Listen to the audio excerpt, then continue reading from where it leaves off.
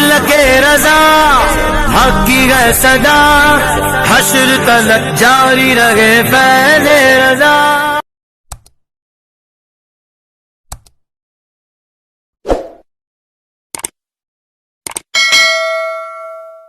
کہ اسلام میں نکاح کیوں ہے اور اسلام میں نکاح کی حیثیت کیا ہے؟ اس لیے کہ جب نکاح کا رشتہ متزلزل ہوتا ہے تو اس کے بعد ہی طلاق کی نوبت آتی ہے۔ تو جب نکاح کا رشتہ ہی متزلزل نہ ہوگا تو طلاق کی نوبت نہیں آئے گی۔ تو ہم نکاح تو کرتے ہیں لیکن نکاح کے مقصد کو ہم سمجھنے کی کوشش نہیں کرتے۔ جہالت کی بنیاد پر، نفسانی خواہشات کی بنیاد پر اور اپنی طبیعت کے مطابق لاقانونیت کی زندگی گزارنے کی بنیاد پر انسان طلاق جیسی بلا اور آفت میں گرفتار ہوتا ہے۔ سب سے پہلے ہمیں یہ سمجھنا ہوگا کہ اسلام میں نکاح کیوں ہے، اسلام میں عورت کا مقام کیا ہے۔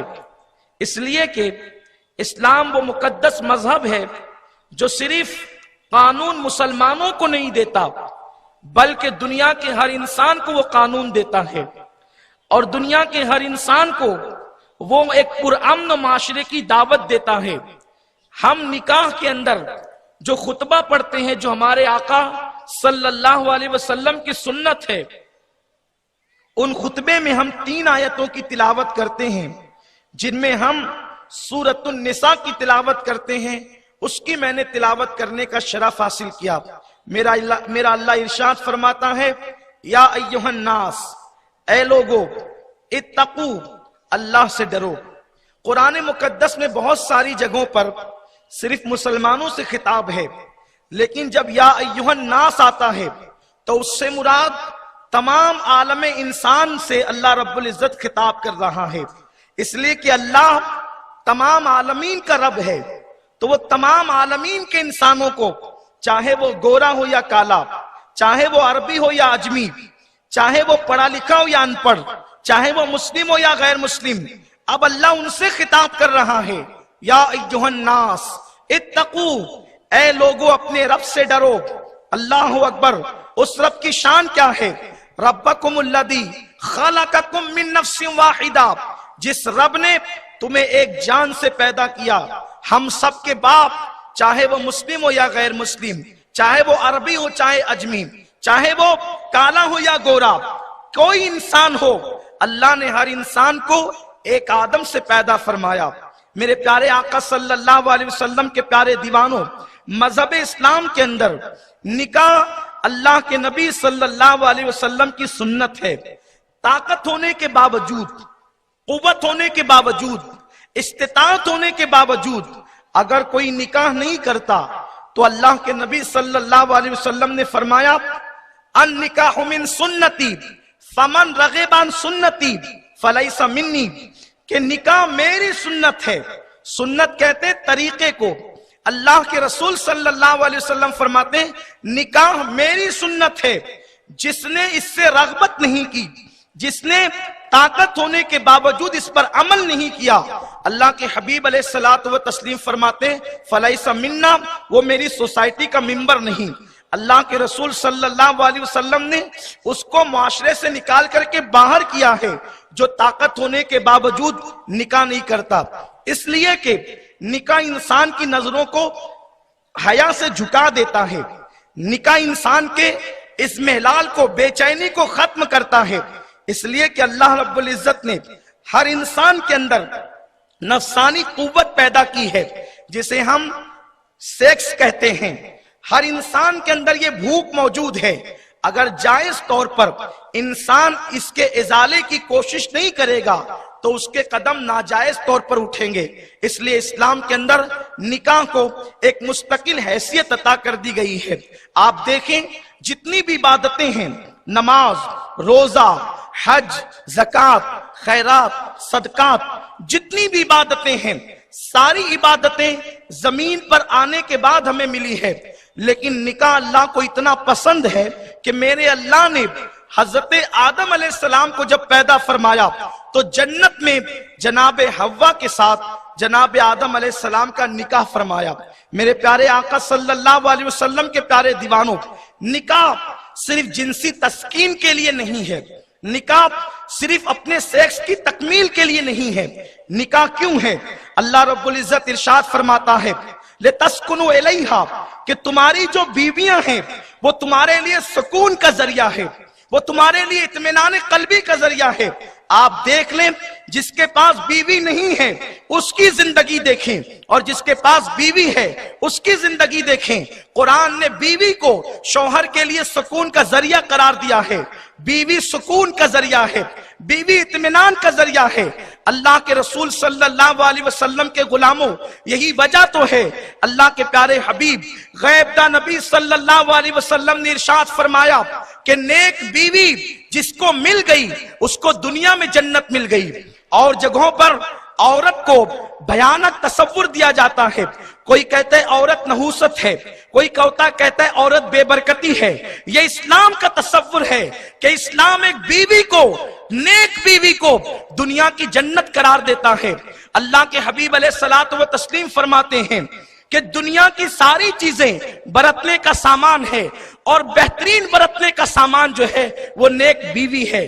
میرے آقا صلی اللہ علیہ وسلم کے دیوانوں، کائنات کی ہر نعمت آپ کو مل جائے، لیکن اگر آپ کے پاس بیوی نہیں ہے تو آپ کی زندگی ناقص اور نامکمل ہے۔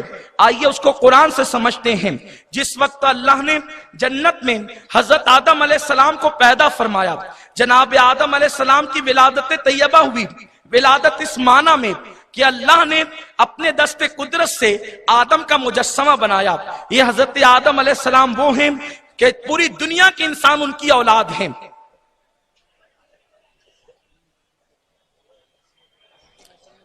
اچھا ٹھیک، لوگ تھوڑا سا آگے ہو جائیں، آنے والوں کو جگہ دیں۔ ہاں، آپ چیخ پکار نہیں کریں، فوراً بیٹھ جائیں، وقت کی بہت قلت ہے۔ ایک بار بلند آواز سے سب لوگ درود شریف پڑھ لیں۔ اللہم صلی علی سیدنا محمد مولانا محمد مادن صلاۃ و سلام علیک یا والہ کرام اجمعین، صلاۃ و سلام علیک یا رسول اللہ۔ وسلم۔ جب اللہ نے حضرت آدم علیہ السلام کو اپنے دست قدرت سے پیدا کیا، یہ اسلام کا ایک عظیم تصور ہے کہ اور جگہوں پر انسان کی توہین کی جاتی ہے۔ کوئی کہتا ہے انسان بندر سے پیدا ہونے والے ایک عجوبے کا نام ہے، کوئی کچھ کہتا ہے، کوئی کچھ کہتا ہے، لیکن انسان سب سے پہلے انسان کو جسے آدم کہتے ہیں، اللہ فرماتا ہے کہ میں نے انسان کو اپنے ہاتھوں سے پیدا کیا۔ اللہ فرماتا ہے اپنے دست قدرت سے پیدا کیا۔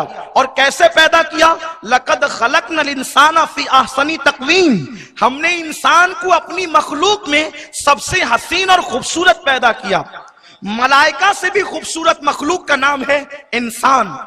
یہ تبسم ریز کلیاں، یہ بلکھاتی ہوئی ندیاں، یہ طغیانی پر اور شباب پر اپنی زندگی کے لمحات کو جو ہے وہ گزارنے والے سمندر، یہ سیب کی موتیاں، یہ شفق کا جمال، یہ افق کی سرخی، یہ سورج کی کرنیں، یہ چاند کی چاندنی، جتنی مخلوق اللہ کی ہے سب سے خوبصورت ترین اگر کوئی مخلوق ہے تو اسے انسان کہتے ہیں۔ حضرت آدم علیہ السلام کو اللہ نے جنت میں پیدا کیا۔ حضرت آدم علیہ السلام جنت میں تھے۔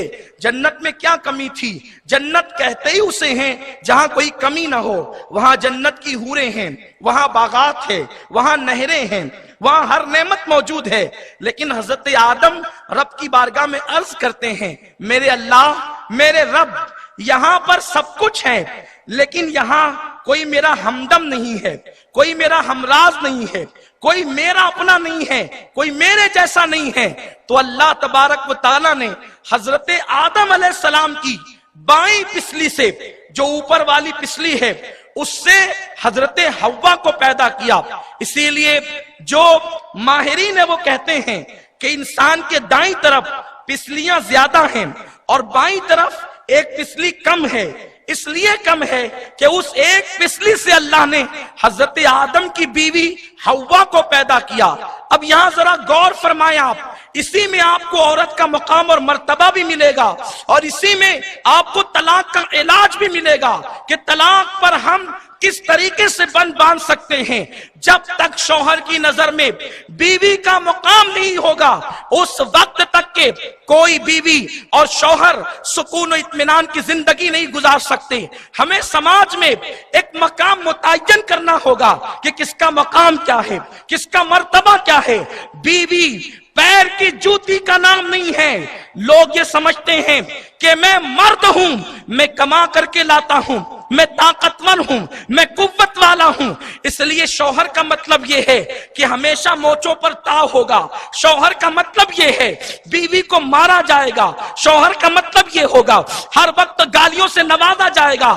اسلامی شوہر کیا ہے، قرآن نے شوہر کا تصور کیا دیا ہے اور بیوی کا مقام کیا دیا ہے، اسے سمجھنے کی کوشش کریں۔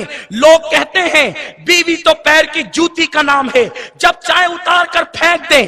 بیوی پیر کی جوتی کا نام ہے تو تیری ماں بھی تیرے پیر کی جوتی ہے، اس لیے کہ ماں بھی تو عورت ہی ہوا کرتی ہے، بہن بھی تو عورت ہی ہوا کرتی ہے۔ اگر عورت پیر کی جوتی کا نام ہوتا تو اللہ کے رسول یہ نہ کہتے الجنت تحت اقدام الامہات، جنت تمہاری ماؤں کے قدموں کے نیچے ہے۔ نادان، جس بیوی کو، جس عورت کو تو پیر کی جوتی کہہ رہا ہے، وہی عورت کے قدموں کے نیچے جنت ہے۔ اسلام میں عورت کا تصور کیا ہے، اسلام میں عورت کا مقام کیا ہے؟ بیٹی پیدا ہوئی ہے، میرے رسول فرماتے ہیں جس کے یہاں بیٹی پیدا ہو اور وہ خوشی کرے، اللہ اس باپ کو جنتی قرار دیتا ہے۔ اور اس کے بعد نیک بیوی جو ہے وہ شوہر کے لیے جنت ہے۔ اللہ اکبر۔ اسلام کا تصور کیا عورتوں کے بارے میں؟ عورتوں پہ ظلم کرنے والوں، اگر تم سچے مسلمان ہو، اگر تم قرآن کی تعلیم پہ ایمان لائے ہو، تو بیٹی پیدا ہو تو ماں باپ کو جنتی بناتی ہے۔ دلہن بن کے شوہر کے یہاں جائے تو شوہر کو جنتی بناتی ہے، اور جب وہ ماں بن جاتی ہے اللہ جنت سمیٹ کر اس کے قدموں میں رکھ دیتا ہے۔ الجنت تحت اقدام الامہات، یہ بات میں کہنا چاہتا ہوں۔